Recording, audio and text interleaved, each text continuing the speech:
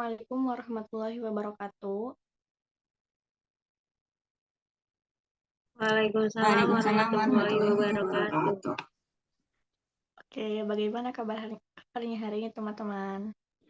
Alhamdulillah sehat. Baik, semangat.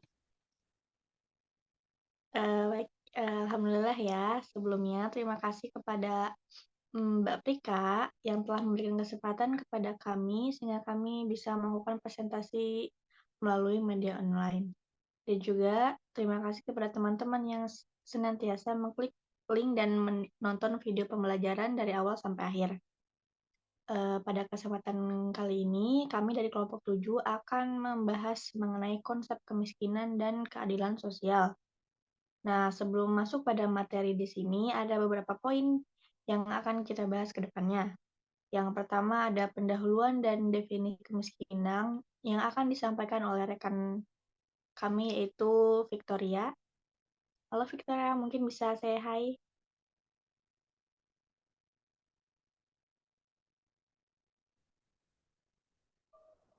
Halo, perkenalkan nama saya Victoria dengan NIM 200100225. Oke, halo Victoria. Nah, yang kedua ada pembahasan tentang kemiskinan di Indonesia dan faktor penyebab kemiskinan yang akan disampaikan oleh rekan Naura. Mungkin Naura bisa say hi? Hai, nama saya Naura Nur Nazifa dengan NIM 2001001006162. Oke, halo Naura. Nah, selanjutnya ada dampak kemiskinan dan definisi keadilan sosial yang akan disampaikan oleh rekan Rika. Oke, say hi Rika. Hai, halo semuanya. Nama saya Rika Antika dengan NIM 200100168. Oke, halo Rika. Nah, setelah itu akan ada pembahasan tentang program penanggulangan kemiskinan dan pendidikan sebagai salah satu solusinya yang akan disampaikan oleh rekan Indah. Ini Indah, say hi. Hai, perkenalkan nama saya Alfa Indah dengan NIM 200100190. Oke, kemudian akan ada pembahasan mengenai kesehatan sebagai solusi pengentasan kemiskinan berkelanjutan yang akan disampaikan oleh saya sendiri. Halo, perkenalkan nama saya Nadila Iman Sejati dengan NIM 200100247. Oke, selanjutnya akan dilanjutkan oleh Elmi, yaitu ada peran masyarakat dan peran sektor swasta dalam mengatasi kemiskinan. Hai, mungkin Elmi bisa? Sebelumnya suara saya terdengar jelas nggak? Jelas. Jelas. Baik, perkenalkan nama saya Elmi Hairatul Intihan dengan NIM 20010010023. Kasih. Oke, sama-sama. Oke, yang terakhir di sini ada kesimpulan yang akan disampaikan oleh Dini. Oke, kepada Dini mungkin bisa say hi. Iya, kenalkan nama saya Dini Natalia Hasan, NIM 200100279. Oke, terima kasih. Nah, baik sekarang langsung pada pembahasan yang pertama mengenai pendahuluan dan definisi kemiskinan yang akan disampaikan oleh rekan Victoria. Nah, pada Victoria bisa melanjutkan pembahasan.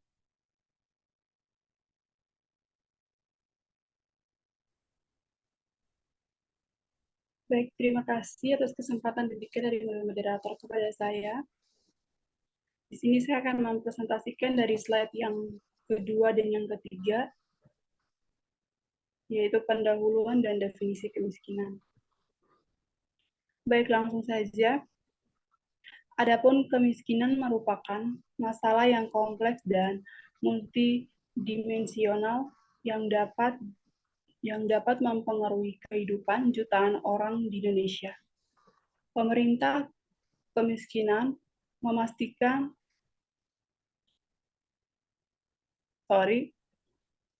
Pemerintahan memastikan keadilan sosial dapat terwujud dengan mengurangi kesenjangan ekonomi dan memberikan akses yang sama terhadap pendidikan dan kesehatan.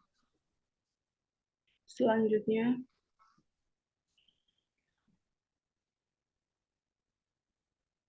adapun definisi kemiskinan, menurut Gilin yang mengemukakan pendapatnya bahwa kemiskinan adalah kondisi ketika seseorang individu tidak dapat mempertahankan skala hidupnya yang cukup tinggi dan untuk memberikan efisiensi fisik serta mental agar memungkinkan dirinya dan keluarganya dapat menjalankan fungsi sebagaimana mestinya sesuai dengan standar masyarakat yang baik.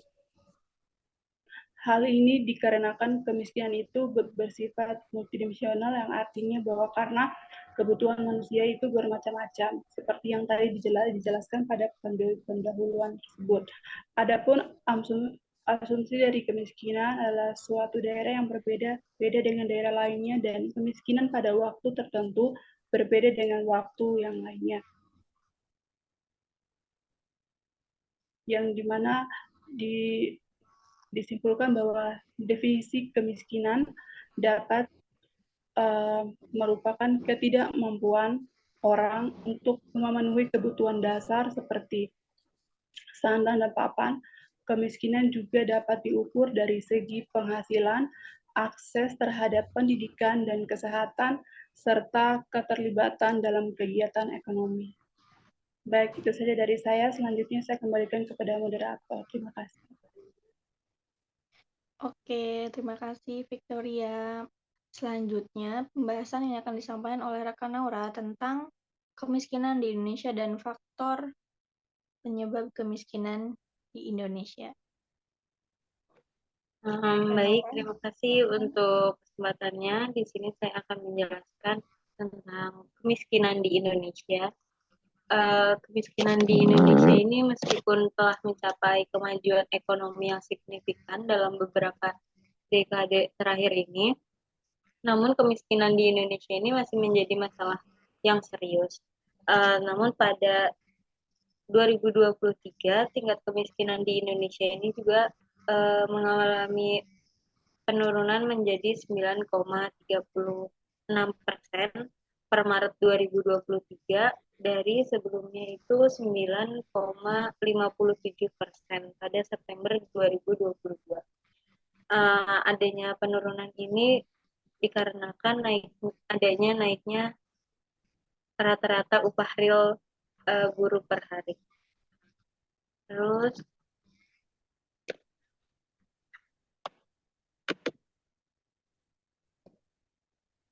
lalu ada faktor penyebab kemiskinan, yaitu ada ketimpangan ekonomi. Ketimpangan ekonomi ini itu bisa disebut dengan perbedaan pembangunan ekonomi antar suatu wilayah dengan wilayah lainnya, menyebabkan adanya ketidakmerataan pembangunan.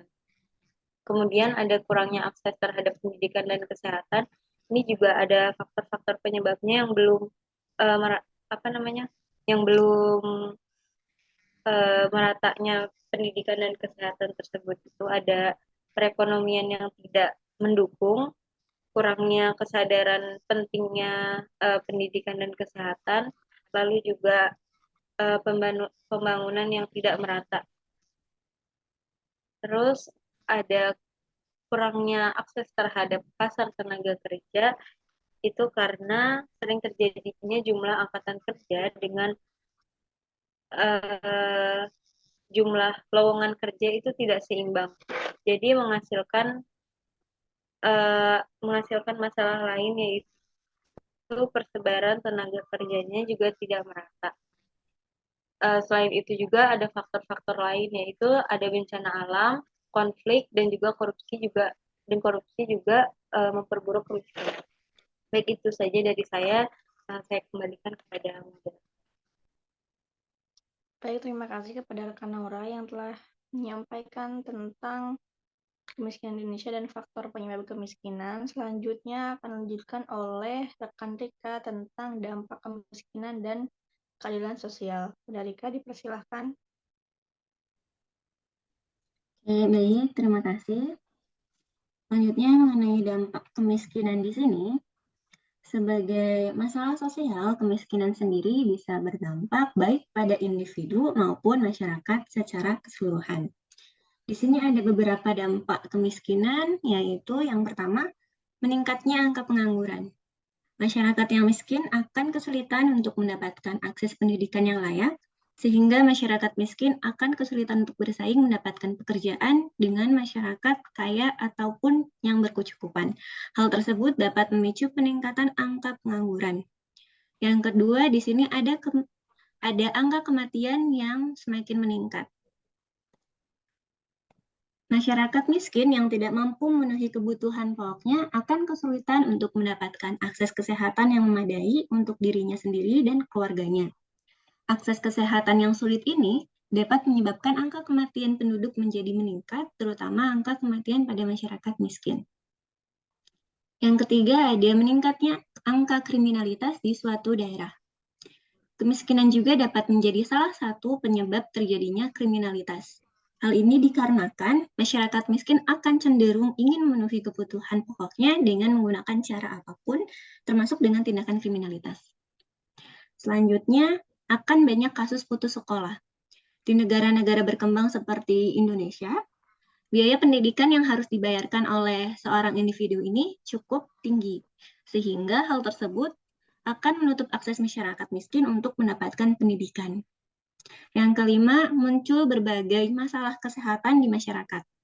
Dengan adanya kemiskinan, maka akan muncul berbagai masalah kesehatan. Adanya peningkatan kebutuhan, tetapi tidak terjangkau, maka dari itu penyakitnya akan datang. Contohnya, penyakit yang datang di masalah kesehatan ini di masyarakat itu ada darah tinggi, pusing, dan juga stroke. Selanjutnya, ada mengenai konsep keadilan. Oke, di sini keadilan sosial sendiri ini merupakan prinsip paling penting dalam menegakkan masyarakat yang adil dan merata. Di sini Rawls sendiri percaya bahwa gagasan keadilan akan bertumpu pada dua prinsip dasar distribusi. Di mana prinsip yang pertama ini melibatkan klaim atas kebebasan dasar yang setara yang mengacu pada sarana-sarana dasar yang dianggap dimiliki oleh setiap orang yang rasional untuk memajukan tujuan mereka sendiri. Prinsip yang kedua ini memiliki dua komponen. Yang pertama ada kesempatan yang sama untuk mencapai kesejahteraan dan mengenai prinsip perbedaan, di mana prinsip ini menetapkan bahwa setiap penyimpangan dari kesetaraan harus diarahkan untuk kepentingan yang paling tidak beruntung. Di sisi lain, keadilan sosial sendiri merupakan suatu keadaan aktual atau ideal di mana manfaat dan beban dalam masyarakatnya tersebar sesuai dengan beberapa prinsip alokasi. Hal ini juga merujuk pada suatu kondisi di mana prosedur, norma, dan aturan tertentu mengatur pengambilan keputusan politik dan keputusan lainnya untuk melestarikan hak-hak dasar, kebebasan, dan juga hak-hak individu dan kelompok secara bermartabat. Para ahli di sini sepakat bahwa keadilan sosial ini memiliki 3 komponen. Ada distributif, prosedural, dan juga interaksional yang membentuk pola yang harus digunakan untuk menentukan siapa yang akan mendapatkan apa. Keadilan distributif ini sering digunakan untuk melihat kebijakan pemerintah terhadap rakyatnya. Keadilan distributif ini dapat terlihat jelas bahwa tanggung jawab negara ini terhadap rakyat dinilai lebih besar dibandingkan dengan tanggung jawab rakyat terhadap negaranya.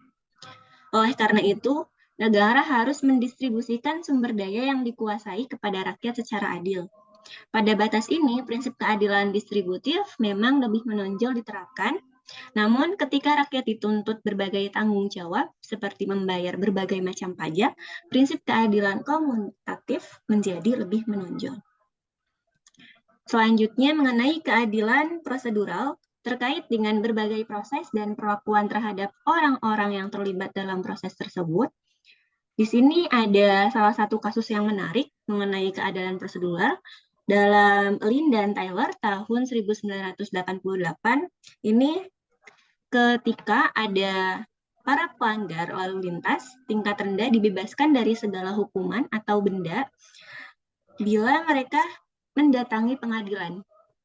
Dengan kata lain, bagi pelanggar yang akan datang untuk diadili, maka mereka akan bebas dari hukumannya. Alasan hakim ini sederhana, karena pelanggar yang datang ini sudah cukup kehilangan waktu dan biaya di dalam perjalanannya. Kerugian ini bisa dianggap sebagai hukuman. Ternyata hukuman ini bagi para pelanggar merasa bahwa mereka ini diperlakukan secara tidak adil meskipun mereka menerima putusan itu. Karena ketidakadilan yang dimaksud di sini itu tidak terletak pada hasil putusan, tetapi pada proses pemutusan perkaranya. Disinilah kiranya salah satu perbedaan antara keadilan distributif dengan keadilan prosedural. Ada beberapa kriteria keadilan yang dikemukakan oleh Leventhal dalam Greenberg tahun 1996 dan Lin serta Tyler di tahun 1988 yang meliputi konsisten dari waktu ke waktu dan satu orang ke orang lainnya, terus tidak bias, juga disusun berdasarkan data atau informasi yang akurat, kemudian correctability-nya tinggi terhadap kesalahan, dan juga memiliki representatif, serta berdasarkan standar etika dan moral yang ada. Oke, sekian yang dapat saya sampaikan. Selanjutnya saya serahkan kepada moderator. Baik, terima kasih atas penjelasannya, rekan Rika. Kemudian untuk pembahasan selanjutnya tentang program penanggulangan kemiskinan dan kesehatan sebagai solusi akan dijelaskan oleh rekan Indah. Ada rekan Indah, saya persilahkan.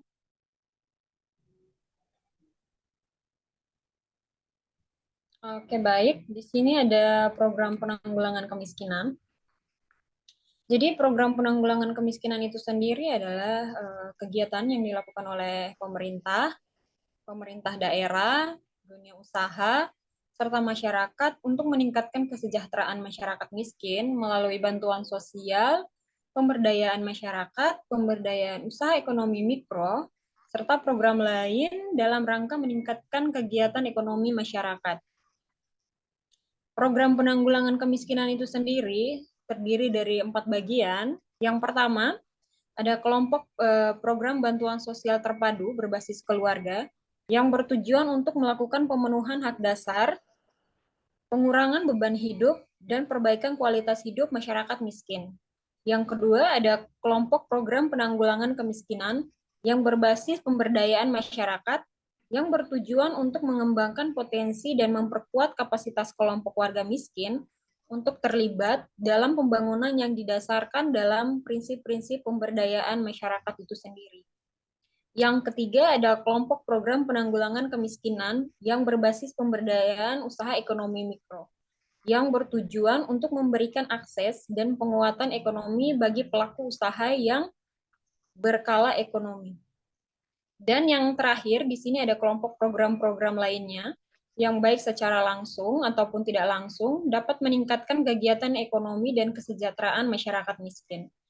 Jadi pemerintah Indonesia telah meluncurkan berbagai program penanggulangan kemiskinan, yaitu seperti program Keluarga Harapan atau PKH, ada pun juga bantuan pangan non-tunai BPNT, dan Kartu Prakerja. Program-program ini bertujuan untuk memberikan bantuan langsung kepada masyarakat miskin dan meningkatkan keterampilan mereka.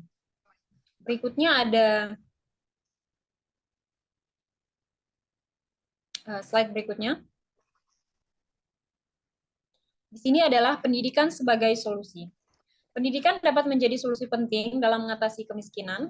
Pendidikan memberikan keterampilan dan pengetahuan yang diperlukan untuk memperbaiki kualitas hidup dan meningkatkan kesempatan ekonomi. Pemerintah harus memastikan bahwa setiap anak memiliki akses terhadap pendidikan yang berkualitas. Apa peran pendidikan dalam mengatasi kemiskinan? Pendidikan dapat menjadi landasan kuat bagi dua pilar utama penanggulangan kemiskinan, yaitu yang pertama ada pertumbuhan ekonomi berkelanjutan yang berpihak pada kaum miskin, dan yang kedua ada pembangunan sosial yang berorientasi pada kesejahteraan masyarakat. Pendidikan menjadi salah satu sektor penting dalam upaya pengentasan kemiskinan. Pasalnya, kemiskinan merupakan salah satu persoalan mendasar yang menjadi pusat perhatian bagi pemerintah di negara maju maupun di negara berkembang. Jadi rendahnya tingkat rata-rata lama sekolah menyebabkan kurangnya daya saing masyarakat dalam kemampuan dan keahlian untuk mencari pekerjaan. Sebab itu kondisi ini menyebabkan tingkat produktivitas yang rendah dan kurangnya pendapatan dan berujung pada peningkatan kemiskinan. Sekian dari saya kembalikan ke moderator. Baik, terima kasih atas penjelasannya kepada rekan Indah. Untuk selanjutnya, pembahasan tentang kesehatan sebagai solusi dan strategi pembangunan berkelanjutan akan dijelaskan oleh saya sendiri. Slide-nya.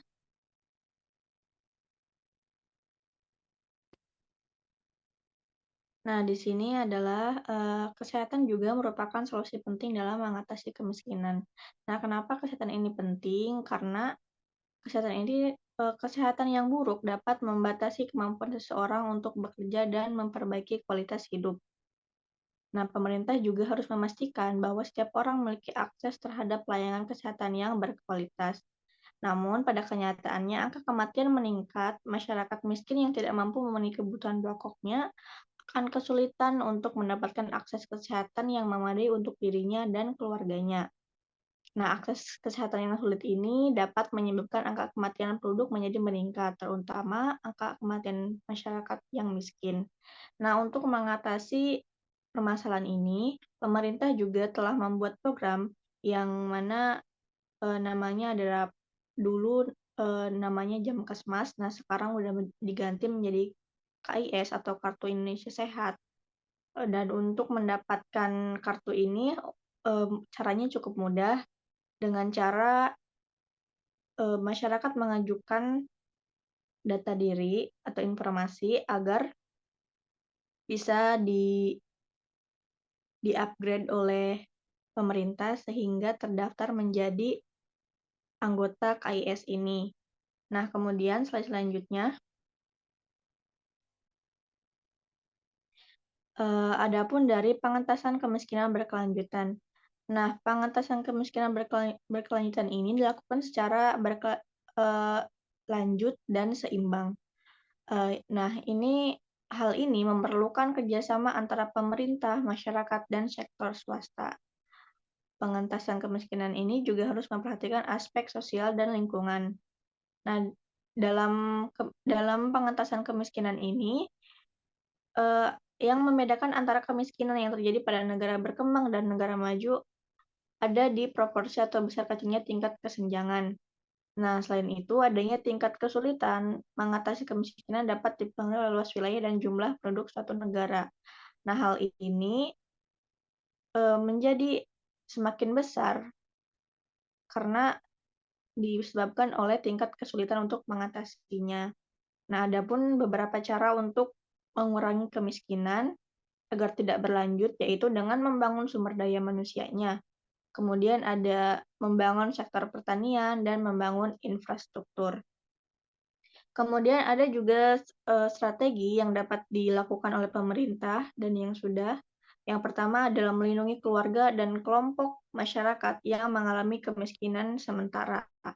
Kemudian yang kedua adalah membantu masyarakat yang mengalami kemiskinan kronis dengan memberdayakan dan mencegah terjadinya kemiskinan baru. Itu mungkin cukup sekian dari penjelasan dari saya. Kemudian akan dilanjut mengenai peran masyarakat dan peran sektor swasta, kemudian peran pemerintah. Yang akan lanjut oleh rekan saya, Elmi. Ini kepada Elmi, dipersilahkan. Baik, di sini saya akan melanjutkan pembahasan mengenai peran beberapa kalangan dalam mengatasi kemiskinan. Yang pertama ada peran masyarakat. Di sini peran masyarakat pemberantasan kemiskinan bukan hanya sebagai penerima bantuan kemiskinan, namun dengan keterlibatan masyarakat dalam seluruh proses pembangunan, mulai dari perencanaan, kemudian implementasi, dan juga pengawasan. Nah, dengan keterlibatan masyarakat dalam proses perencanaan ini, gunanya agar bisa menjamin rencana tersebut untuk tetap sesuai dengan realitas sosial di wilayah tersebut. Dan dengan adanya pengawasan juga dari masyarakat, masyarakat itu bisa mempelajari dan memunculkan keterampilan-keterampilan baru sehingga kedepannya masyarakat mampu untuk mandiri dan bisa melestarikan apa yang sudah direncanakan. Nah, dengan keterlibatan masyarakat sebenarnya memberikan banyak peluang untuk masyarakatnya sendiri dalam hal berinisiatif, kemudian berinovasi juga menjadi lebih kreatif dalam proses pembangunan untuk mencapai tujuan-tujuan dalam kebutuhan masyarakat itu sendiri. Nah, kemudian di sini juga disebutkan bahwa masyarakat dapat membantu menyediakan akses terhadap pendidikan dan kesehatan. Mungkin ini lebih kepada masyarakat sendiri secara sukarela mengadakan pembelajaran, kemudian juga menyediakan fasilitas kesehatan. Ini sebagai bentuk dukungan kepada masyarakat miskin lain. Nah, kemudian masyarakat juga dapat membantu meningkatkan kesadaran tentang pentingnya keadilan sosial. Slide selanjutnya.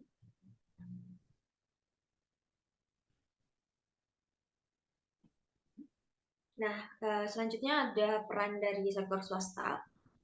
Pemberantasan kemiskinan ini merupakan salah satu tantangan paling penting di seluruh dunia, bukan hanya di Indonesia saja. Nah, diperkirakan sektor swasta ini menjadi salah satu sektor yang berperan penting dalam pemberantasan kemiskinan. Dengan adanya sektor swasta, maka kita dapat membuka lapangan kerja untuk masyarakat sehingga bisa meningkatkan pertumbuhan ekonomi yang signifikan. Dengan adanya sektor swasta ini sangat membantu untuk mengatasi kemiskinan, yang kemudian nantinya akan bekerja sama dengan pemerintah untuk memobilisasi modal swasta untuk berinvestasi dalam negeri dengan jangka waktu investasi itu dalam jangka waktu panjang atau berkelanjutan.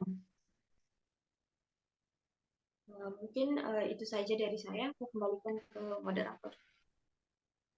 Baik, terima kasih kepada rekan Elmi yang telah menyampaikan pembahasannya. Kemudian pembahasan selanjutnya tentang peran pemerintah dalam mengatasi kemiskinan dan juga kesimpulan dari materi presentasi pada hari ini. Pada rekan Dini, dipersilahkan. Ya, terima kasih. Selanjutnya ada peran pemerintah. Pengentasan kemiskinan diawali dengan adanya kesadaran dari pemerintah agar bisa menciptakan makmur. Peran pemerintah dalam kemiskinan bisa dengan membuka layanan publik yang diperluas hingga ke desa terpencil. Hal ini karena sering terjadi adanya ketimpangan pendapatan masyarakat. Dengan adanya layanan publik seperti pendidikan, kesehatan, dan lowongan pekerjaan yang memadai. Harapannya, masyarakat tidak lagi merasa adanya ketimpangan pendapatan atau ketimpangan sosial pada wilayah tertentu. Selanjutnya ada kesimpulan. Berdasarkan hasil dan pembahasan yang telah dikemukakan, dapat diambil kesimpulan bahwa konsep kemiskinan dan keadilan sosial adalah masalah keadilan tidak hanya kompleks dalam tatanan operasional di masyarakat, tetapi juga dalam tatanan konsep. Secara psikologi, permasalahan keadilan sangat mungkin keadilan dapat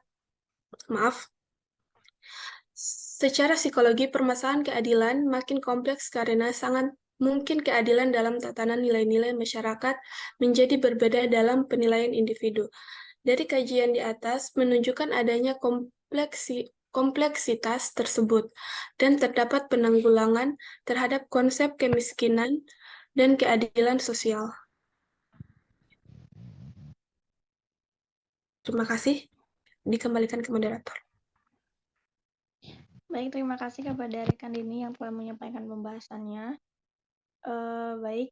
Mungkin udah di bagian penutup dari presentasi kami selaku kelompok 7 pada pagi hari ini.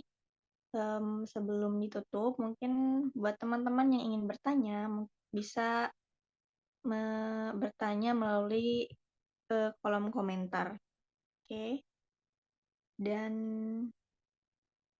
untuk selanjutnya, saya selaku moderator meminta maaf apabila dalam penyampaian pada pagi hari ini terdapat kesalahan, dan juga terima kasih kepada teman-teman dari kelompok 7 atas partisipasinya untuk menyelesaikan materi presentasi pada pagi hari ini.